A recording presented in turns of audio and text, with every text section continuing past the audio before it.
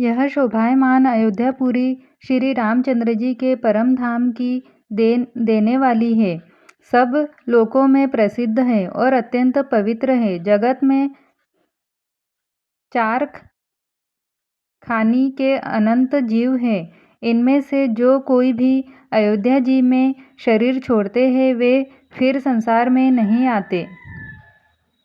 इस अयोध्यापुरी को सब प्रकार से मनोहर, सब सिद्धियों की देने वाली और कल्याण की खान समझकर मैंने इस निर्मल कथा का आरंभ किया, जिसके सुनने से काम, मद और दंभ नष्ट हो जाते हैं। इसका नाम रामचरितमानस है, जिसके कानों से सुनते ही शांति मिलती है। मन रूपी हाथी विषय रूपी दावानल में जल रहा है। वह यदि इस रामचरितमानस रूपी सरोवर में आ पड़े तो सुखी हो जाए। यह रामचरितमानस मुनियों का प्रिय है। इस सुहावने और पवित्र मानस की शिवजी ने रचना की। यह तीनों प्रकार के दोषों, दुखों और दरिद्रता को तथा कलयुग की कुचालों और सब पापों का नाश करने वाला है।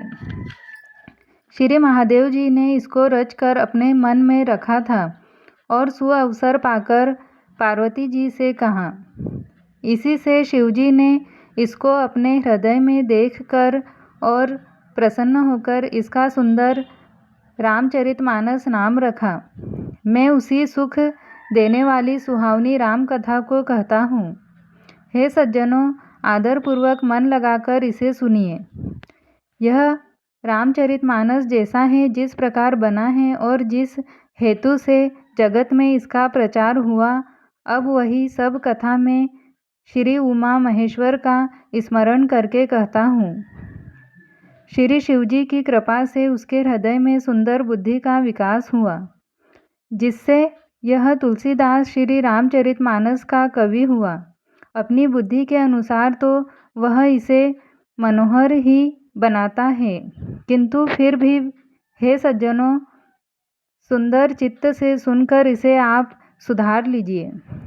सुंदर सात्विकी बुद्धि भूमि है। हृदय ही उसमें गहरा स्थान है। वेद पुराण समुद्र है और साधु संत मेघ है। वे साधु रूपी मेघ श्री राम जी के सुयश रूपी सुंदर, मधुर, मनोहर और मंगलकारी जल की वर्षा करते हैं। सगुण लीला का जो विस्तार से वर्णन करते हैं, वही राम सुयश रूपी जल की निर्मलता है, जो मल का नाश करती है और जिस प्रेमा भक्ति का वर्णन नहीं किया जा सकता, वही इस जल की मधुरता को सुंदर शीतलता है। वह राम सुयश रूपी जल सत्कर्म रूपी धान के लिए हितकर है और श्री राम जी के भक्तों का तो जीवन ही है। वह पवित्र जल बुद्धि रूपी पृथ्वी पर गिरा और सिमट कर सुहावने कान रूपी मार्ग से चला और मानस हृदय रूपी श्रेष्ठ स्थानों में भरकर वही स्थिर हो गया। वही पुराना होकर सुंदर, रुचिकर, शीतल और सुखदायी हो गया। इस कथा में बुद्धि से विचार कर जो 4 अत्यंत सुंदर और उत्तम संवाद रचे हैं, वही इस पवित्र और सुंदर सरोवर के 4 मनोहर घाट है। 7 कांड ही इस मानस सरोवर की सुंदर 7 सीढ़ियाँ हैं, जिनको ज्ञान रूपी नेत्रों से देखते ही मन प्रसन्न हो जाता है।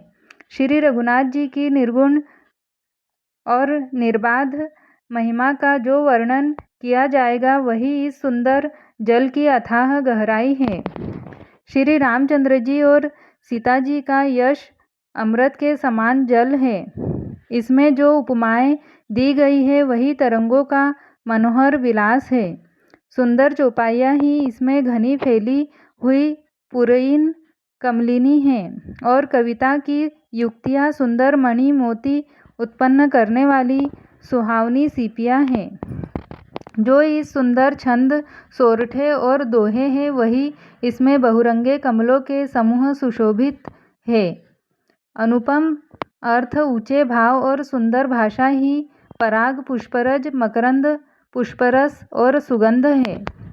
सत्कर्मों के पुंज भोरों की सुंदर पंक्तियां हैं। ज्ञान, वैराग्य और विचार हंस है। कविता की ध्वनि वक्रोक्ति